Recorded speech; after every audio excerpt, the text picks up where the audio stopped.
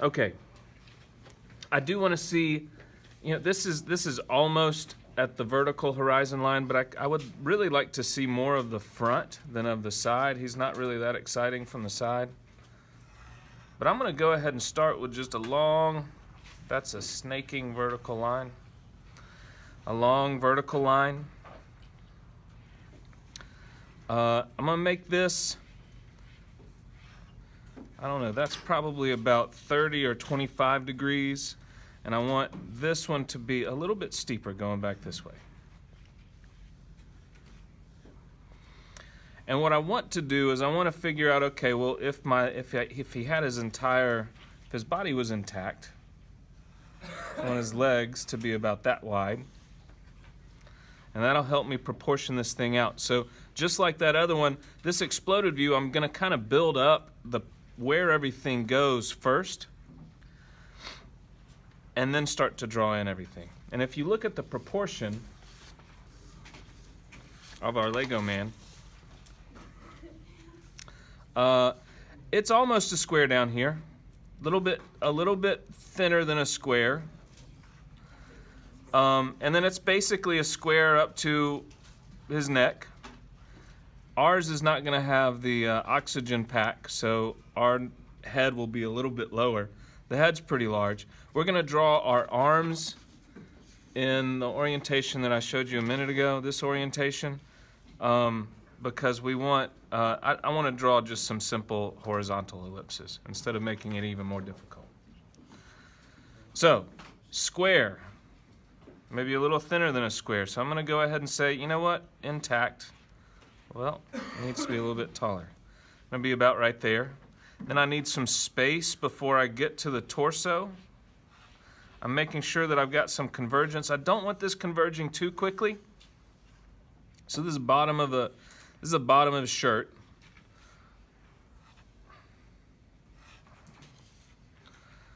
That's not tall enough. That's the top of his shirt. So think about this proportion. Does that look like a square? Does that look like a square?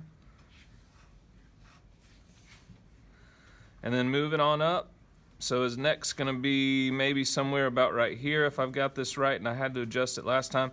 Guess what? I'm somewhere near the horizon line here, right? So I need to, let's just say that is the horizon line. So we're going to draw his head above the horizon line. And then coming back this way, these have to converge quicker. So we haven't drawn anything yet, but I basically figured out where everything's going to fit on this piece of paper. Let me think. The relationship. Let me grab him. He's not doing anything good right there. By necessity, because this is a Lego, these are basically two squares on the bottom, so it's half this distance going back.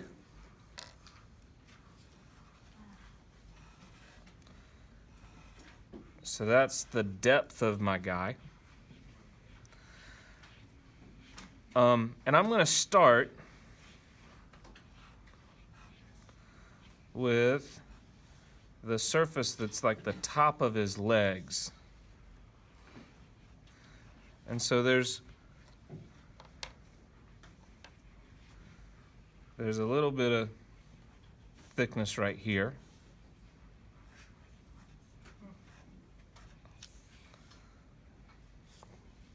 And then I want to find the center of this. I could do that with the X, or we should be getting good enough to where there's a foreshortened center somewhere about right there. I'm going to cut through this to find the center back here, because I've got to put in what amounts to his crotch, right? So we have to put in his crotch. And that crotch is part of that really long cylinder that we had earlier. And so that cylinder, the minor axis is going to run towards the left vanishing point. And it's about this deep. So when I draw this ellipse in, I'm looking at my minor axis. I'm going to sketch this ellipse. We'll check the chord in a minute to where it is bisected by that minor axis. I haven't angled it quite enough. And so now let's check the chord. There's my chord coming down vertical. That gives me that. Now, this is right on the center plane, and I actually have the crotch, the connection area here, has some thickness. So I actually need to draw this ellipse. Same ellipse. I mean, it's so close to that one. I need to draw it just a couple more times to each side to give this that thickness.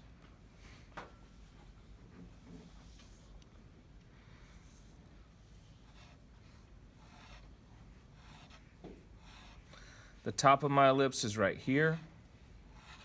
Interestingly enough, on the side, and you may not have noticed this before, the hip cuts into our belt. And it's also part of an ellipse. Now, I'm not worried about drawing the entire ellipse. I just know that I basically need to draw this section of an ellipse out here. And so it accelerates. It's that part of an ellipse. It accelerates as it comes back. I don't need to sketch that entire ellipse.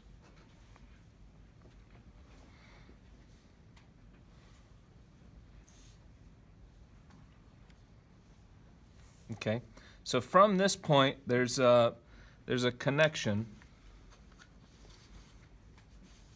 We had it printed somewhere. There's another kind of essentially cylinder that's pretty small.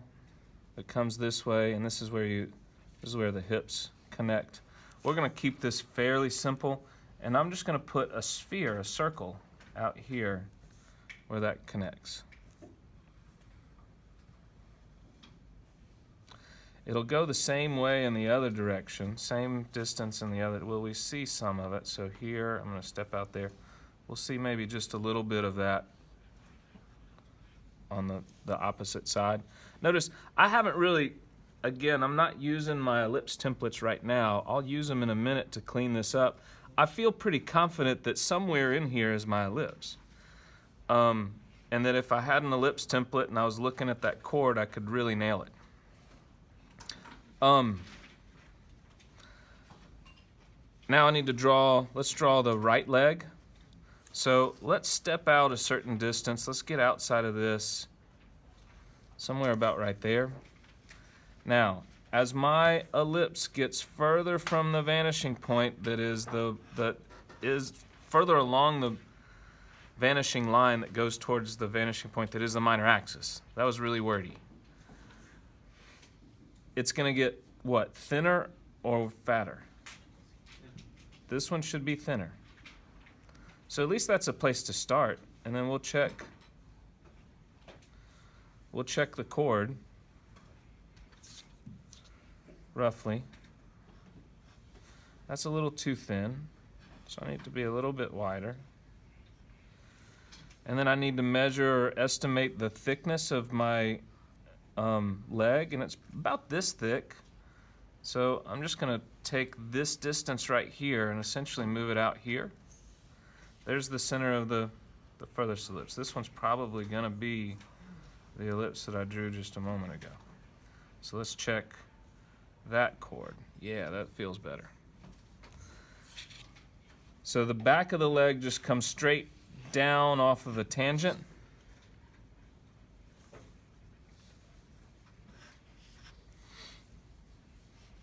I think I had this set up, that point right there, set up as the back of my legs. I can carry that over. There's an intersection.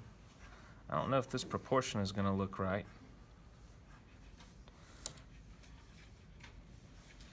The front of my leg, the hip, actually comes around past 90 there and comes in and then comes down. So I want to think about that. Here's my 90, and it's going to come around a little bit further than that. So I'm going to say about right there.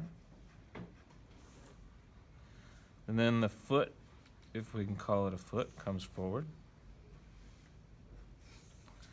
And this is just an extrusion, so I can pull that point over and pull this point over and carry that point over to here.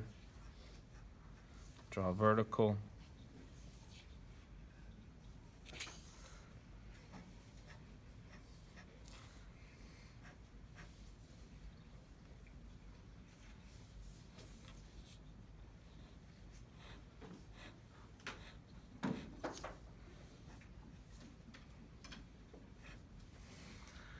And I have one of my legs.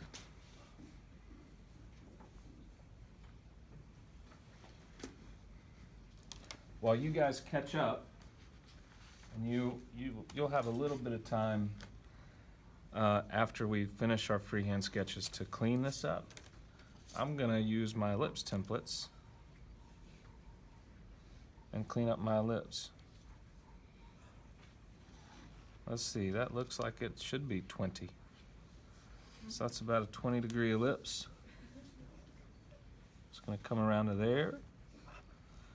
This one should open up a little bit. Let's see if the chord still works. The chord doesn't work. I need to go to a 30.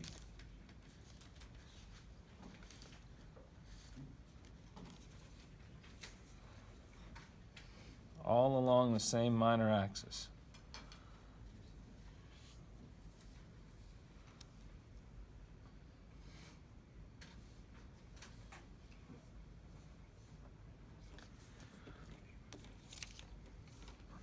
Let's see if this one's still 30.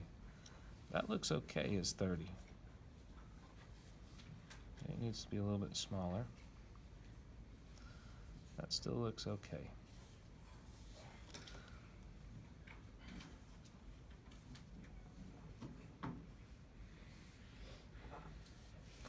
Can't tell. I guess that goes all the way up. So there's a little bit of a shadow right there.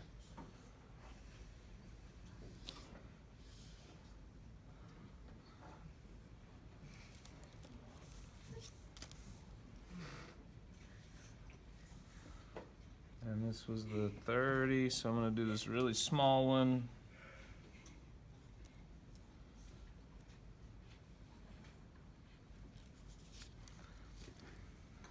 Ooh, I can use it.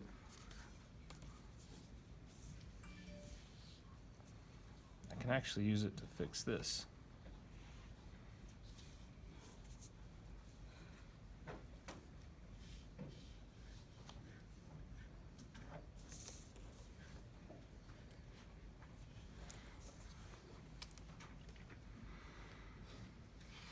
Okay, so let's move to the other side.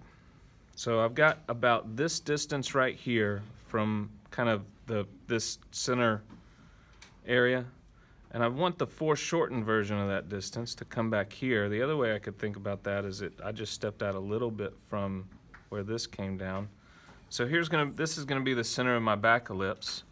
I already have the width that back ellipse needs to be.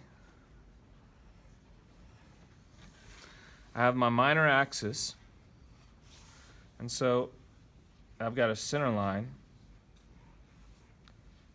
So I'm just going to sketch in this. This is getting what? Thinner or white? Thinner or fatter? Fatter.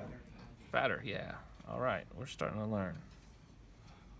A little bit fatter.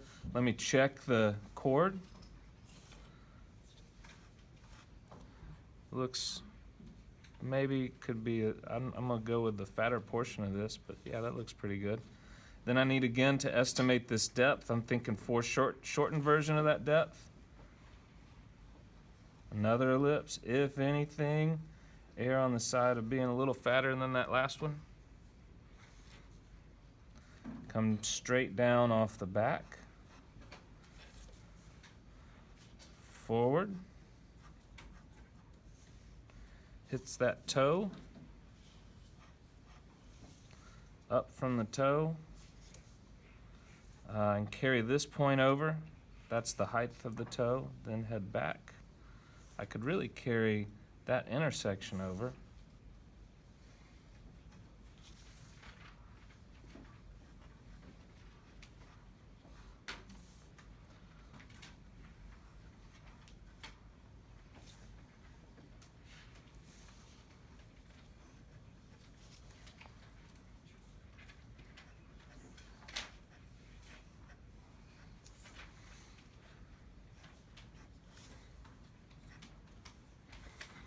So we have a foreshortened little leg back there. He looks a little squatty. I'll give you just a couple of minutes to catch up. There is a small hole, of course, where the leg connects to the hip. I don't know if there's any thickness there. I'm going to draw some. What I want to point out here just really quickly is that the degree of the ellipse that's used for this, if it's in this location, if I have to put like concentric ellipses inside there, the degree won't change. Okay, so I mentioned earlier, we need to draw a hexagon. So real quickly, there's a way to divide an ellipse. What we're going to do is we're going to sketch an ellipse. So just everybody look up for a second, because this is what we need to do. And if I have this line going towards one of my vanishing points, what I can do is I can take this radius right here, I can divide it in half. So that radius right there. And then go towards, this is my vanishing line going the other way. Then go towards the other vanishing point, and where it intersects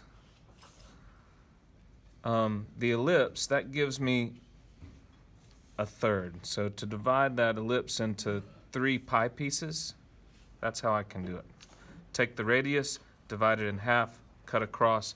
It's a rough estimate, but it's pretty close. And then to get a hexagon, so that would just give me a triangle. To get a hexagon, I can just extend these lines out and then connect those intersection points.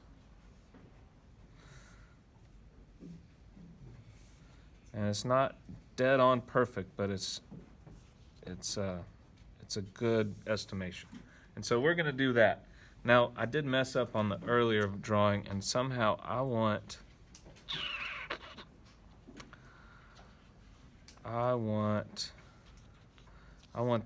this flat edge to be on the front.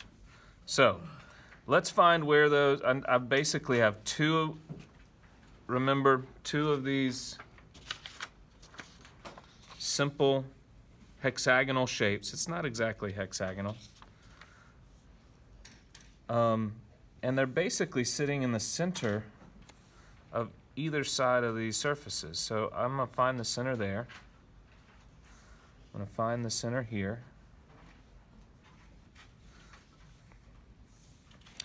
And my minor axis for these two ellipses that I'll build my hexagon after, what is the minor axis? I'm trying to build a horizontal ellipse. Nope, it's straight up and down. It's vertical. So I'm going to eye in what an ellipse would be. I've got kind of a square surface to look at to reference, and then I'll check my chord. That's going towards one vanishing point. This is going towards the other. That feels pretty good. Should be essentially almost the exact same ellipse. If anything, it's a little bit closer to the horizon line. Let me check the chord here. That looks okay too. So here's where I'm going to build my hexagon. And I'm going to build my hexagon, this is what I think I remember. I'm going to build my hexagon with this line. I'm going to divide that line in half. Let me zoom in for you. So I put this line, it's going towards the left vanishing point. I'm taking that radius, I'm going to divide it in half, cut through that midpoint, going towards the right vanishing point. Here are my intersections, so I can sketch in that. And I made this a little bit dark on my sheet of paper earlier. I'm going to try and keep it light. But I cut across there, found those intersection points. Whoops, I did not do that right. That should be about right there. And then I'm going to extend those lines to hit the rest of my ellipse, and that gives me, what is a hexagon? And the back part of the hexagon, I'm just going to go very, very light because I don't want to see that. And in all honesty, without doing that entire construction on this ellipse, I'm just going to try and mimic some of these angles and find those intersection points over here.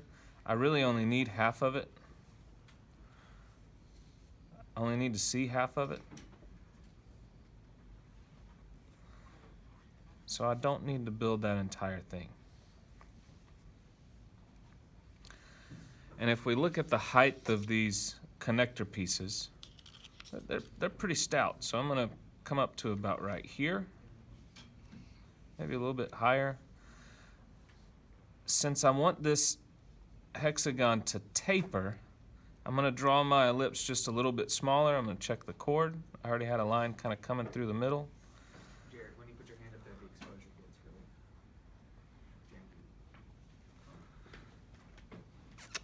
janky.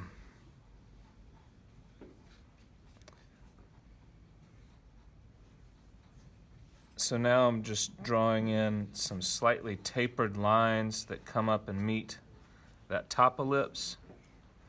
And I'm going to try and translate, again, these angles just up to here, right? So I'm looking at this angle. I found that intersection. I'm going to carry it across. I'm looking at this angle. I'm just going to carry that to there. Looking at this angle, that's almost vertical. It's just a little bit inside. This is going towards the left vanishing point. I've got that. It's not the perfect hexagon. It's not even really that close. But it's close enough for the resolution with which we are drawing.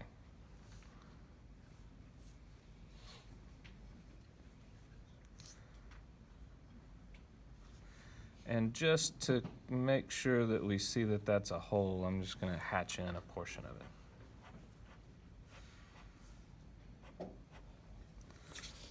How's it coming? It's coming. This is probably one you know, this is tough.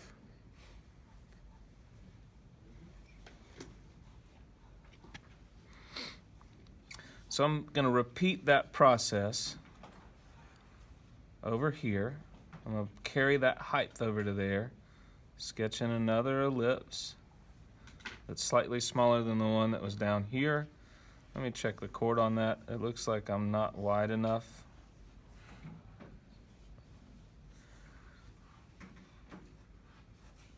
This one's like throwing y'all into the fire, right? Yes. It's like, hey.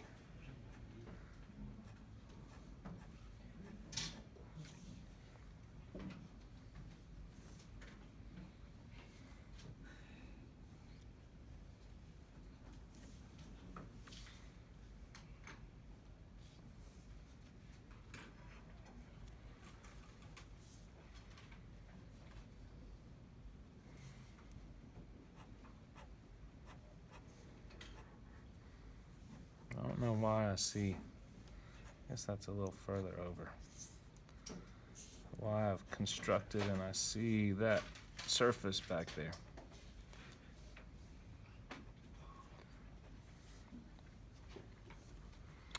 I'm going to tighten mine up while you guys catch up. When I set this up initially, I had my shirt coming down to here. I'm going to raise it up just to put some separation between what we've drawn so far and what I want to see. Now, if we look at this guy, again, this is about a square proportion by 1/2 coming back, but it's tapered, and it's only tapered from the front. It's not tapered from the side. It's straight up and down from the side. But I want to find what is a square proportion. Again, here's what most people missed on the first go round this morning, is that square proportion. I'm going to ghost in the remainder of my block so as to help me create the taper. So here's, this is easy, right? Just a rectangular block. Boom. So to taper it in, I'm going to go from this corner, and I'm going to step in my estimate, put a little dot right there. I'm going to look at the foreshortened distance that might be that same estimate on the back, and that gives me an angle. So we got the taper on this back side. Remember, I plotted that point. I can really, since this is so close to vertical, I can basically just draw a parallel line for that to where it meets back there.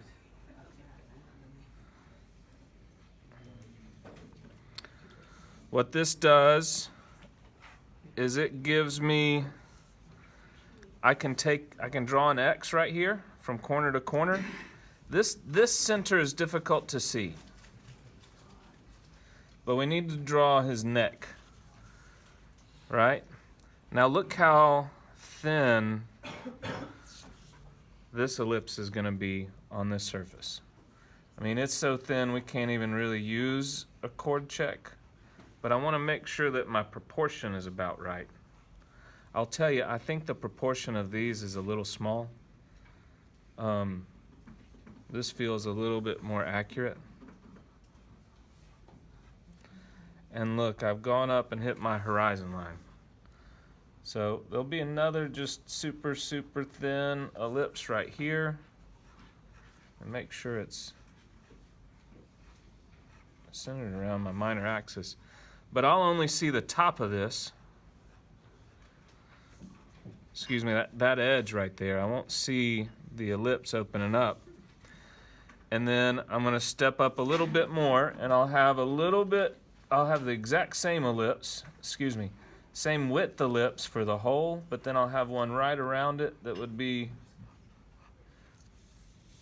for what is really the neck. That's a little bit wider. And then another one that's very similar, again, really super thin ellipse right here.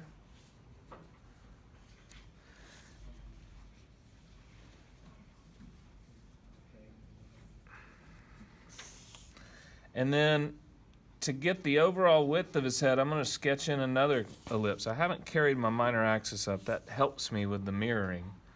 But what this does is it gives me almost a profile, so very similar to what you guys were doing with the drinking glasses. His head is going to come out, hit tangent to vertical. I'm going to run out of room again.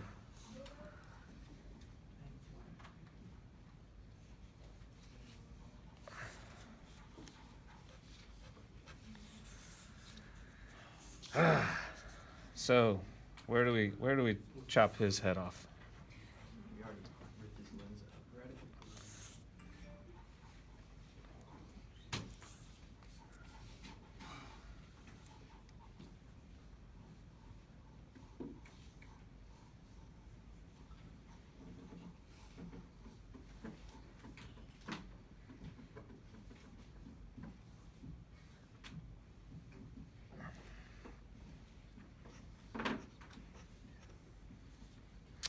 All right, so here's where I'm going to sketch that little infinity looking symbol. So come up and down and then roll it around.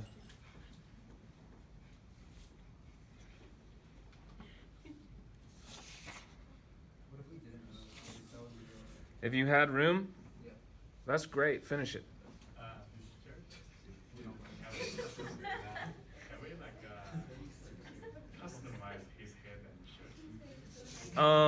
I have no problem if you want to get creative with his head and shirt as long as it's respectful.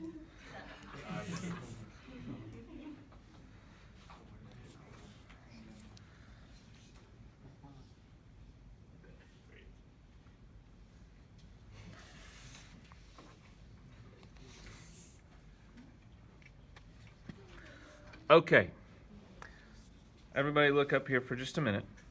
So if you look at our Lego guy, his edges are pretty crisp down here, but when you get to his shirt has a little radius and then it increases right in here, and I want to try and reflect that. And so rather than one line right here, just like we did earlier, I'm going to put just a small fillet down here. I'm going to represent that edge with the beginning and the end of that fillet. And as it approaches the corner, it's going to wrap towards the back. That side is, and this is going to wrap towards the other side, and it'll roll around like this. We won't see much of it on the back side, but we'll see the silhouette of the object will be rounded off. We'll talk more about that next week, kind of these radiused edges. And then it would radius back here, and again the silhouette right back there would be good. We're not going to see too much of that because I'm going to tell you the arms are fairly difficult. So let's look at the arms for a second. I'm not going to draw the arms down like that. We're going to make the arms as easy as possible, and we're going to draw them to where the ellipses for his hands are straight up and down.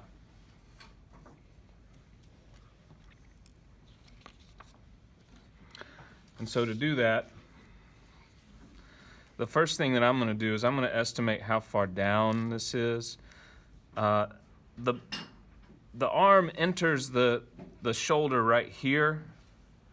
So I'm going to come down to this point and step out away from the body just a little bit, basically half the thickness of his arm.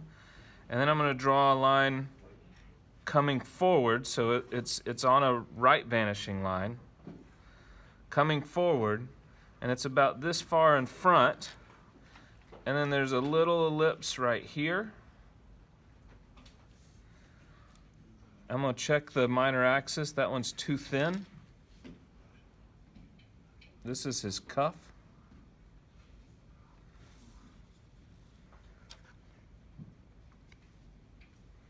Gets a little wider as it goes back, so it's not going to be parallel with that. It's going to be opening up a little bit. That goes back to there. Now I'm not going to get too deep into this, but as opposed to a minor axis right here for how the shoulder meets the body, it's basically a round, right? That minor axis is at a slight angle because of the angle that we put on the side of the body, because of that taper. And so I'm going to drop in an ellipse right here. I'll be honest with you, I have no idea how to check that. I'm going to have to figure it out. But this should open up. His shoulder should come out just a little bit. And you can almost put a sphere out here to get to that thickness.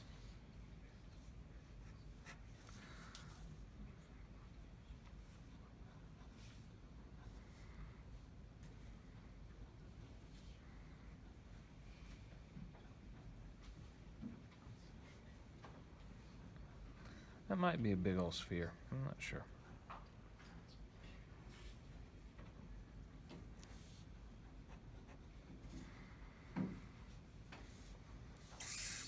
This ellipse still needs to be a little bit wider, a little bit more open, a little bit fatter.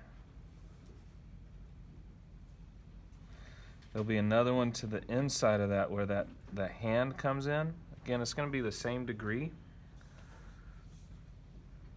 The hand will step out. I'm gonna put a point where I think the center of the hand, the very center, like the core of the hand, would be, and that becomes I can put a vertical in to start my ellipses that should be thinner than this ellipse, but wider than this ellipse, and the height of my hand I'm going to estimate to be something like this. The hands are pretty big.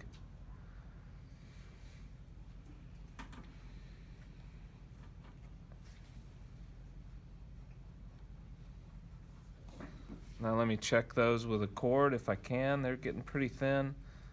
That looks okay. If anything, this just needs to be a little bit wider. And a little bit wider. I'm going to close off the cylinder, but very lightly, because the hand has like a curl on the bottom. It's a cylinder, but then it's cut from the side, basically. It's got that curl on the bottom and then a smaller radius on the top. So let's...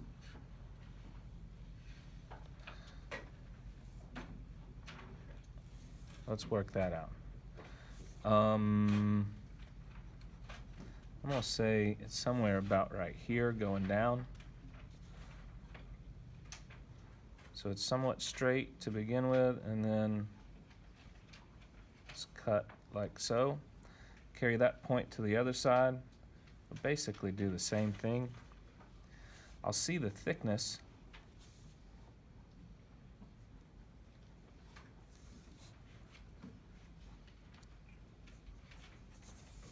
And there would be an offset ellipse.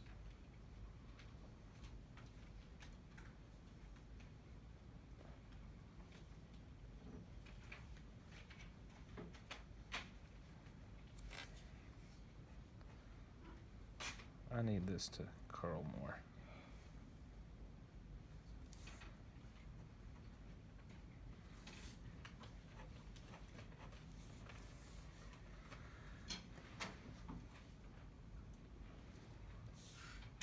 That doesn't look right.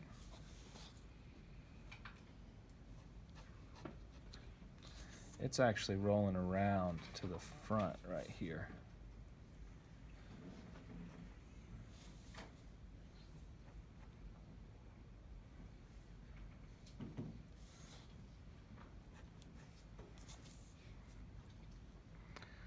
And then to begin to build that hand on the other side, well, I'll give you just a minute. Let's mirror the arm. So remember, the first thing that I did with the arm is I basically found a point on this surface of his shirt that was down where I thought his elbow might be, and I brought it away from his shirt. That became essentially kind of the bone that came forward. So I want to do the same thing on the other side. So I'm going to find that point on the other side, and then I'm going to step out a little bit from that.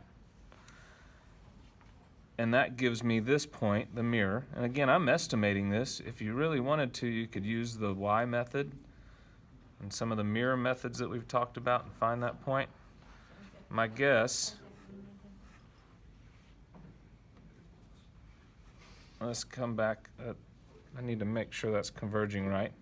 And then I can find this point, right? So this line and this line are that bone. Then I'm going to carry this back towards the right vanishing point, left vanishing point over here, to get that point right there. That becomes, here's my minor axis for the cuff ellipse.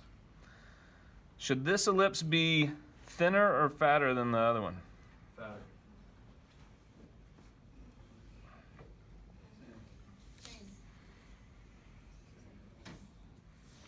Did you think that was a trick question? It's going to be a little thinner. It's not as close. But I've drawn it too thin. Let's see. Let me check my cord. I've drawn it a little too thin.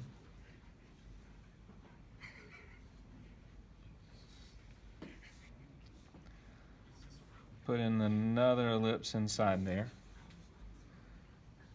I'm going to mimic this angle coming back. It looks like his arm's too far out.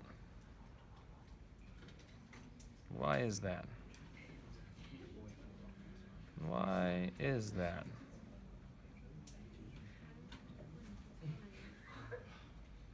There's something wrong. Well, maybe. I guess this would come out. His shoulder's going to come out. I'm struggling with the arms.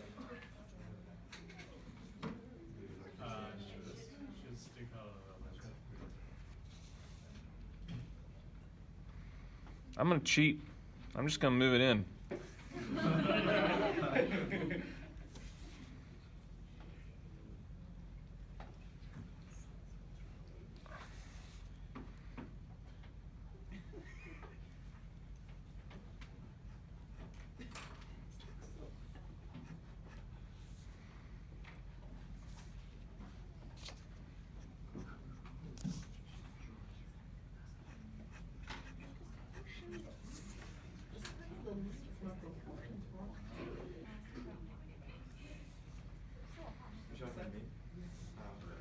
All right, so my hand, again, I'm going to carry this point over along this line now. So the center of my hand is going to be there. Let me put the minor axis. Let me carry over the top and the bottom ellipse centers for the hand. They're about right there and right there. This one's going to be a little bit thinner than that one, which these were already pretty thin. Here's the bottom. They should be a little bit, the hands overall should be a little bit smaller because of foreshortening.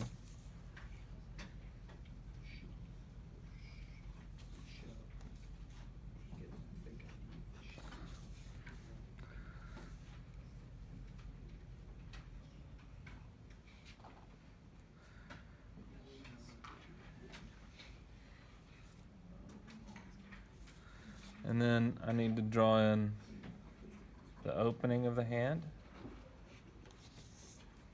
which is cutting through that ellipse like so. And I won't see, what I realized is I won't see as much of the curve in the hand down here because I'm almost looking at it.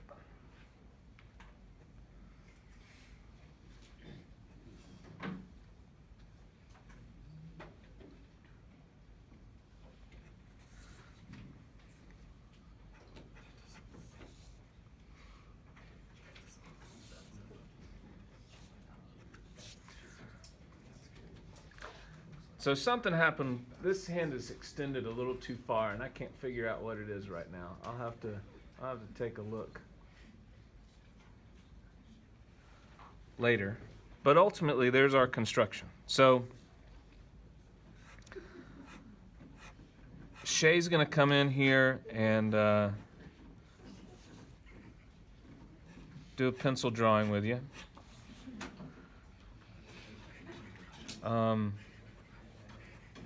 Of a vacuum.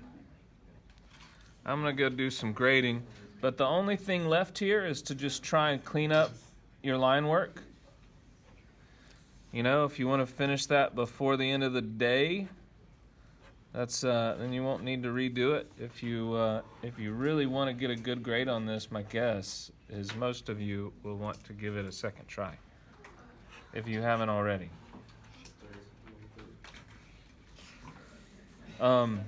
So, you know, just like with that last drawing, I'm going to go ahead and help the reader's eye out with and add some just a little bit of hatching and shading to the right facing surfaces. So just right here. Again, this, yeah. I was just gonna ask, like, I know you said whenever it meets like the ground, you're supposed to use the third line weight. Uh-huh. Do you use it whenever like something meets something else, like whenever the arm meets the shoulder? No, that would be a good 2.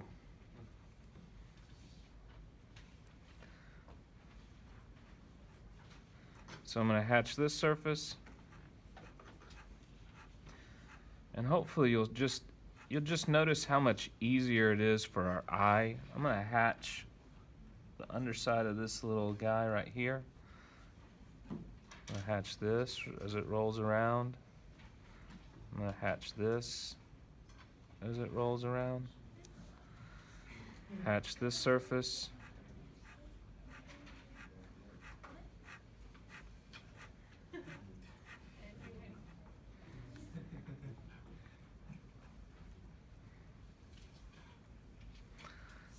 I could hatch the outside of this as it rolls kind of around, gradient. Same thing here.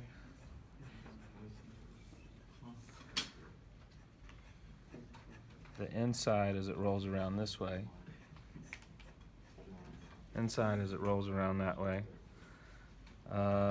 Maybe hatch the underside of the arm over here, maybe even right here.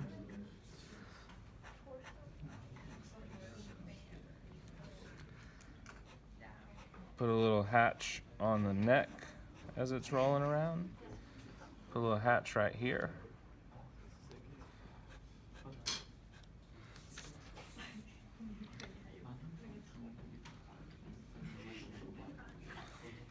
Oh, one last thing. Let's give him a little face. So we've talked about, contour lines. I'm going to use the contour line this time. Carry myself back here. This is the front edge that's the very front quadrant of that cylinder. Then this is a little bit wider, and then I'm going to roll that around and come up, and what that's telling me is that this is the front of that face, similar to the curved surfaces you were working on this morning. And so now I'm going to look at this guy. The mouth is really close to the bottom. I should see more of this part of the smile. Should come through tangent, and then this side would be a little bit accelerated, right?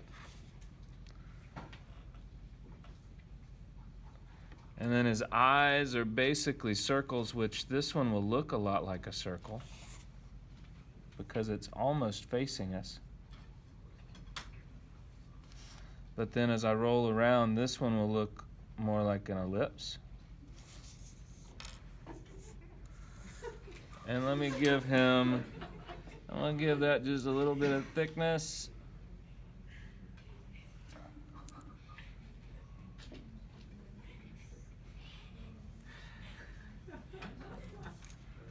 Why are y'all laughing at my face?